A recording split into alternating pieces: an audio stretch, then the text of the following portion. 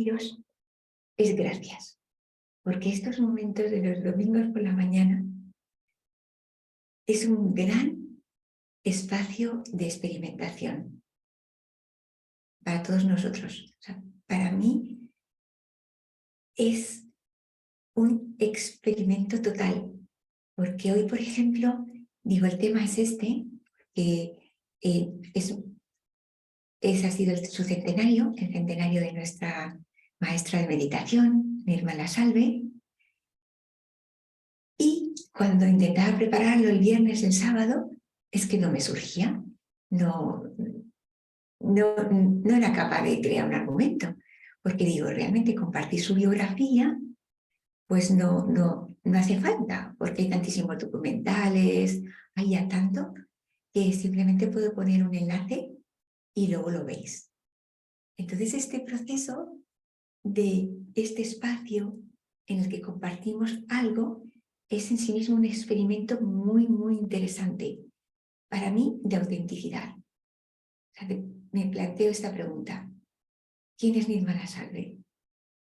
Y entonces a partir de ahí surge un experimento, una investigación.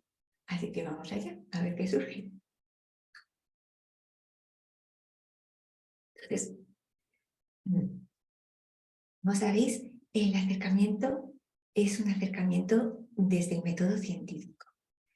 Porque el deseo es que cualquier persona que luego escuche este vídeo sea entendible, esté repleto de hechos, de realidades y no esté a base de condicionamientos, de creencias.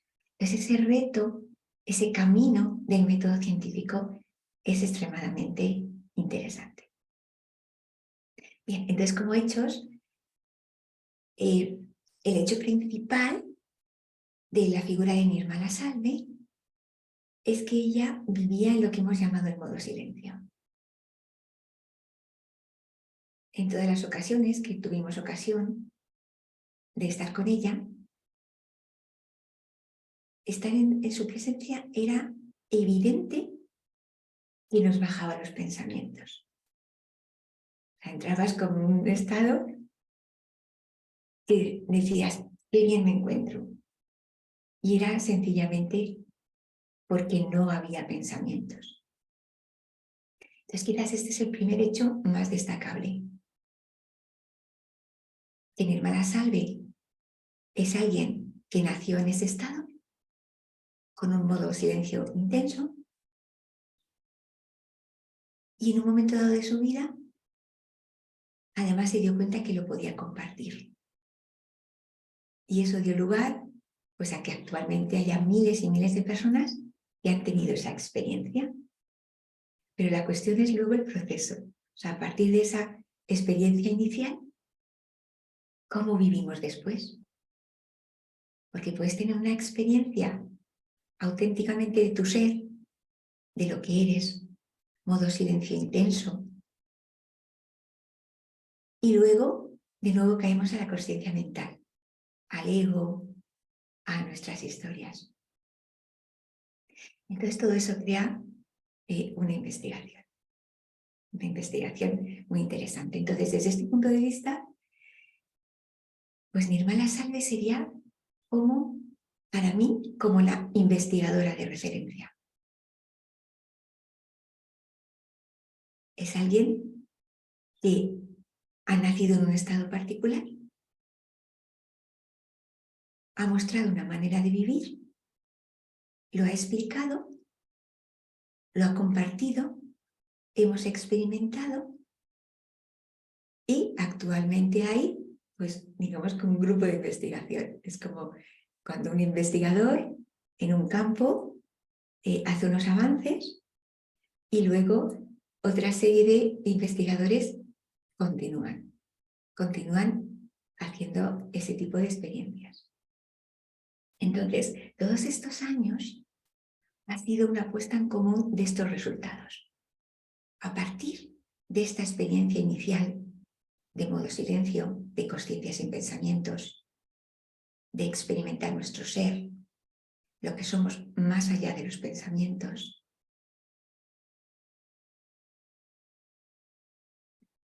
¿dónde llegamos? ¿Qué es realmente una conclusión para nosotros? ¿Qué es una hipótesis? Entonces todo eso ya lo tenemos. Ya hemos ido a lo largo de años escribiendo esos resultados, esas conclusiones, esas hipótesis. Y bueno, podemos seguir aumentando. Me vais enviando vuestras conclusiones, vuestras hipótesis. Y fijaros un detalle muy curioso. ¿De qué depende esta investigación? ¿Cuál es el material de esta investigación? Pues nuestro propio laboratorio. O sea, en este caso, el investigador es nuestro ser, lo que somos, nuestro espíritu, el observador. Y el laboratorio es nuestro cuerpo. Y dentro de nuestro cuerpo, también el plano energético, sutil, el cómo estamos a nivel energético. Y ese laboratorio, en función de cómo esté, te permite una serie de experimentos, una serie de conclusiones, una serie de hipótesis. Si tú naces con un laboratorio particular, eso te permite tener unas experiencias particulares. Este sería el caso de Nirmala Salve. Nace con un laboratorio preparado para la experiencia intensa del modo silencio. Consciencia sin dudas. Y a partir de él, ya también tiene la facilidad de la consciencia que hemos llamado de entender. Es la consciencia sin dudas.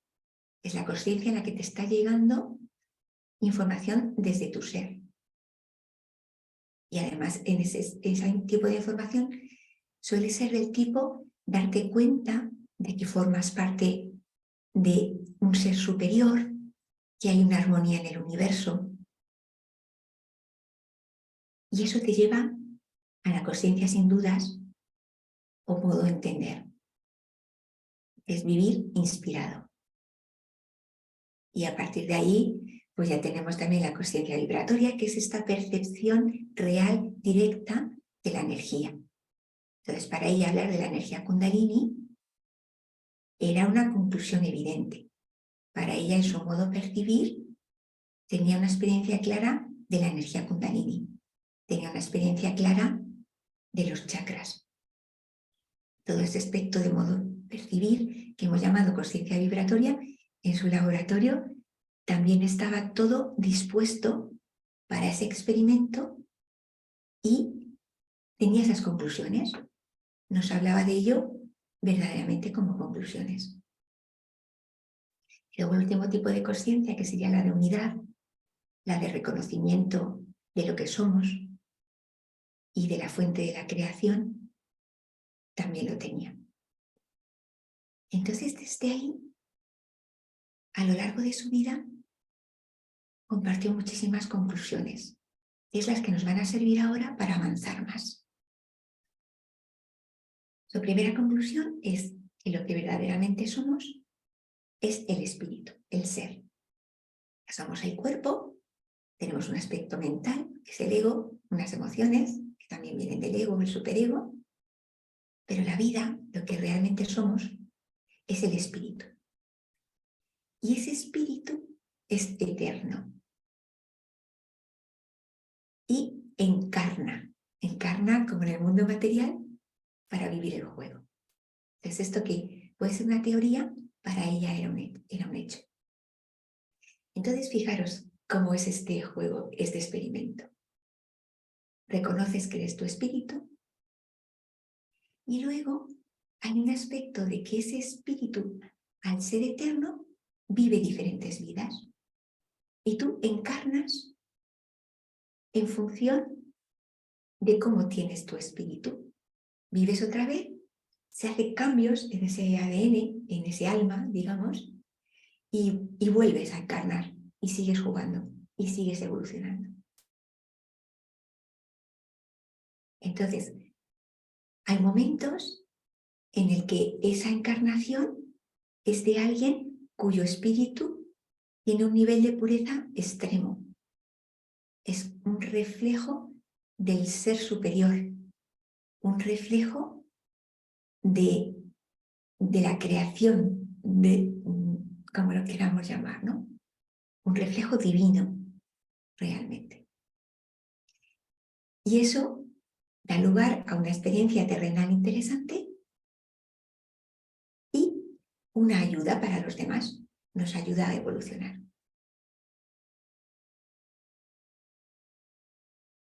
Y en ese experimentar, que es otra cosa que quería comentar, en ese experimentar de cada uno de nosotros es donde vamos a ir respondiendo a esta pregunta.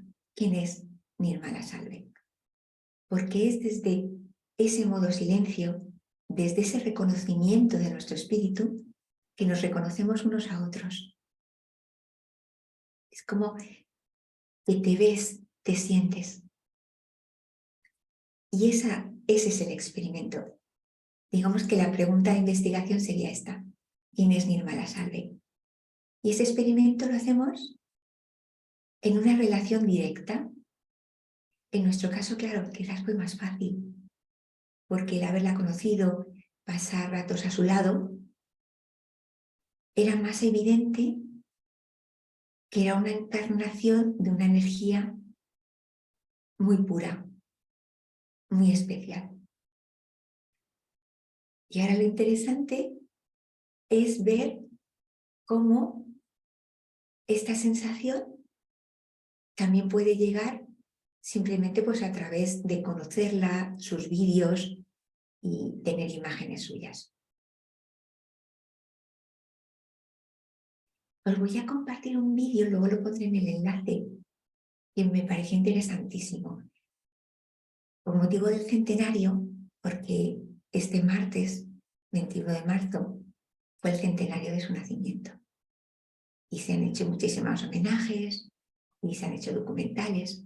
Y hay uno en el que participa un físico, o sea, era un señor que fue un físico importante, un catedrático de física, que conoció a Sri Mataji en uno de sus viajes a Brasil, a Nirmala Salve, y entonces os voy a comentar un poquitito de su comprensión como físico. Él dice, claro, con la física hemos llegado a un entendimiento de la naturaleza, de cómo funciona el mundo, que es bastante preciso. Y la cuestión es que a veces confundimos ese modelo con la realidad, pero en sí el entendimiento ahora mismo es muy preciso y aporta gran información. Entonces decía, Newton, cuando descubrió la gravedad, dice, él tenía una pregunta que no podía resolver. Dice, si la gravedad es una fuerza que atrae, ¿por qué no colapsamos? ¿Por qué el universo existe y no ocurre que esa masa hace que todo vaya a concentrarse en un punto? Entonces luego lo que se ha sabido es que en realidad el universo es un universo en expansión. Cada vez es más grande. En el tiempo, cada vez el universo es más y más se expande. Entonces una vez que sabemos eso, sabemos que si retrocedemos en el tiempo, quiere decir que el universo antes cada vez era más pequeño, más pequeño, más pequeño, hasta que llega un momento que se concentra tanto en un punto y desaparece. Y sabéis que la primera aparición es lo que se llama el Big Bang, que se dice, ¿de qué? De la nada. Ocurre el Big Bang, aparece la materia, aparece el tiempo, aparece el espacio, y a partir de ahí se comienza a expandir.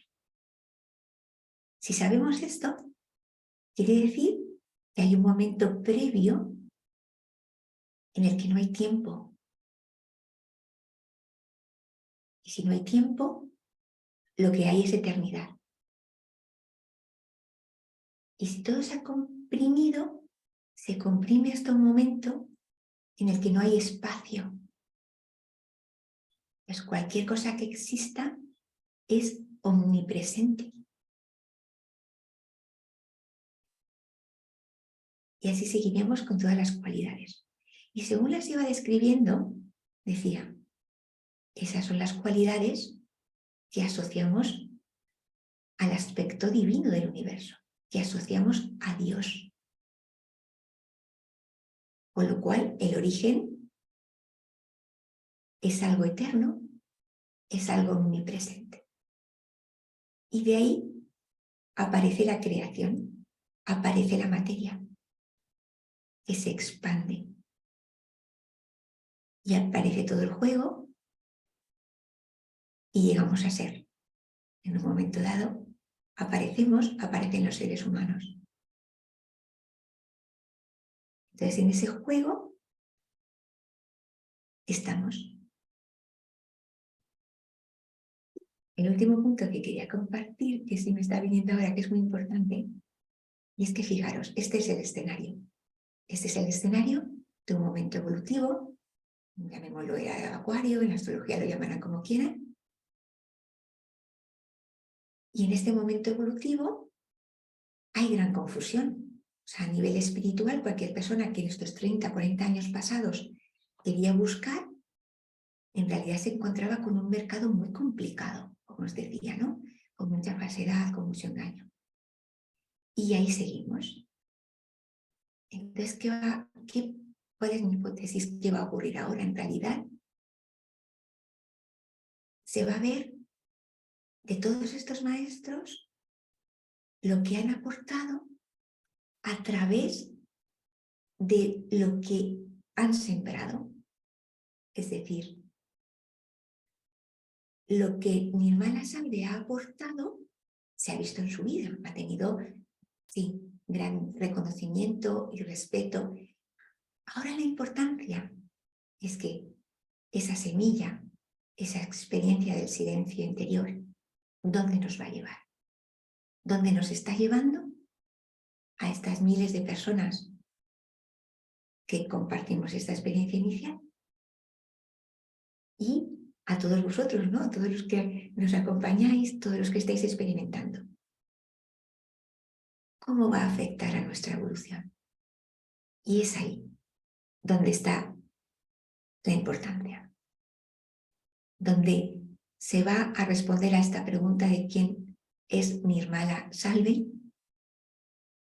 Se va a dar respuesta a esta pregunta, por una parte, como os decía antes, en ese reconocimiento personal de cada uno de nosotros, lo que sentimos, pero sobre todo la respuesta va a venir de la evolución que tengamos cada uno de nosotros. ¿En qué medida este estado, este laboratorio que decíamos al principio, este laboratorio se nos ha ampliado y hacemos este experimento del modo silencio con facilidad? Pues vamos a hacer una meditación ya cortita, un experimento de esta pregunta. Voy a poner aquí en compartir.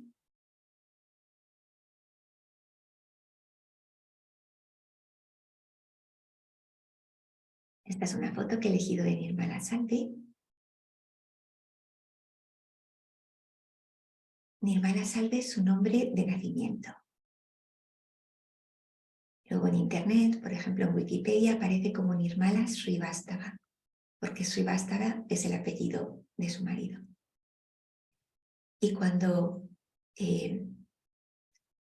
comenzó su vida como maestra de meditación, comenzaron a llamarla Sri Mataji, que en hindi significa madre, porque era como su energía. Lo que te llega es una energía maternal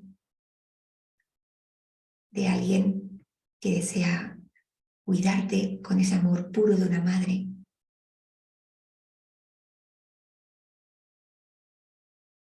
Y en algún momento ella declaró que era una encarnación de este aspecto, de la madre primordial, la Adisakti.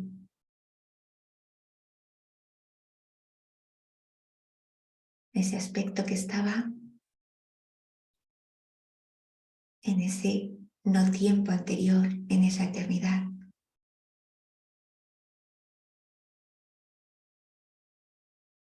Y de esa eternidad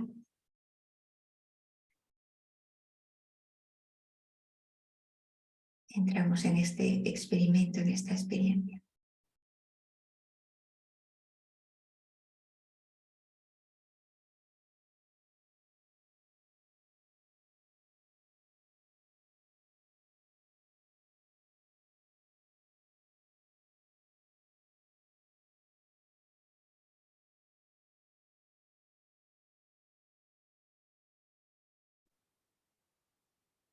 Apreciamos si tenemos sensaciones en las manos,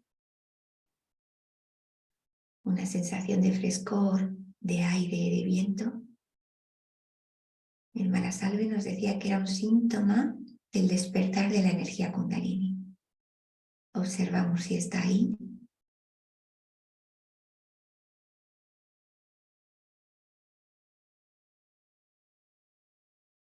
La siguiente hipótesis es que esta energía es el reflejo de nuestra madre, es como la madre de nuestro espíritu y está ahí para alimentar nuestro espíritu, para iluminarlo, para llegar a este silencio interior, esta conciencia sin pensamientos en la que pura y auténticamente somos el espíritu.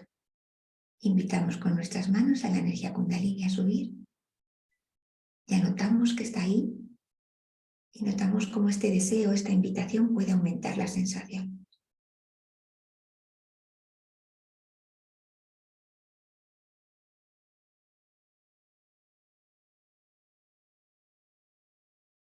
Acompañamos con nuestra mano la energía Kundalini que reside en el hueso sacro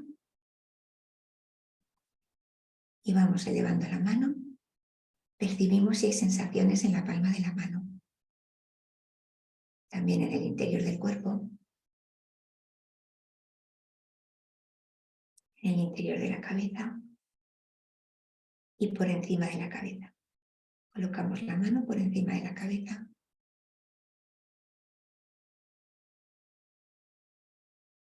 A veces se nota también como un bombeo, una pulsación, como si nuestro cerebro fuera un corazón que también late.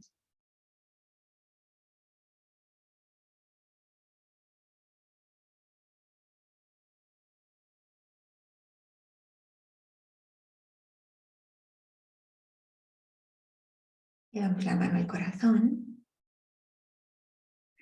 la mantenemos un poquito separada del corazón para percibir a nivel sutil.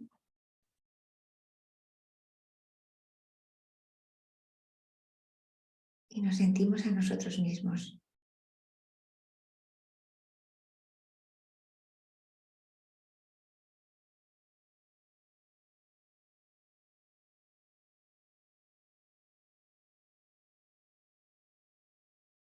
Desde el corazón extendemos la mano.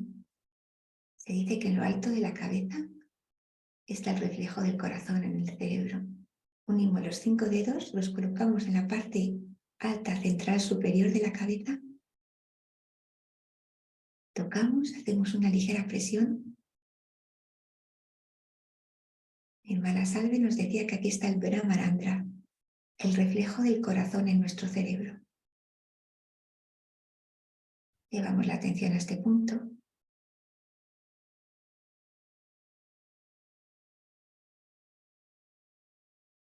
Deseo que mi espíritu llegue a mi cerebro. Elevamos la mano por encima de la cabeza, percibimos. Deseo la experiencia intensa, estable del silencio interior.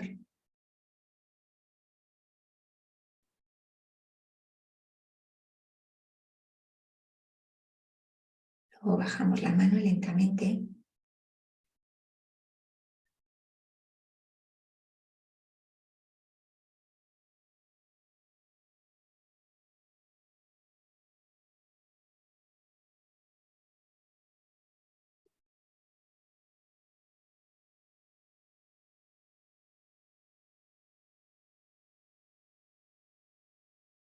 Simplemente nos damos cuenta si hay silencio en nuestro interior. Lo reconocemos y como un científico lo notamos. Reconocemos este estado que es un estado desde el que es posible hacer la vida. Yo ahora mismo estoy hablando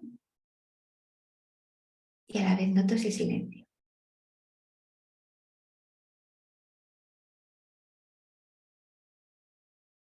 Y nos damos cuenta que es un estado muy valioso. Desde este estado escuchamos nuestra sabiduría interior, nuestro ser, lo que somos. Y no tenemos dudas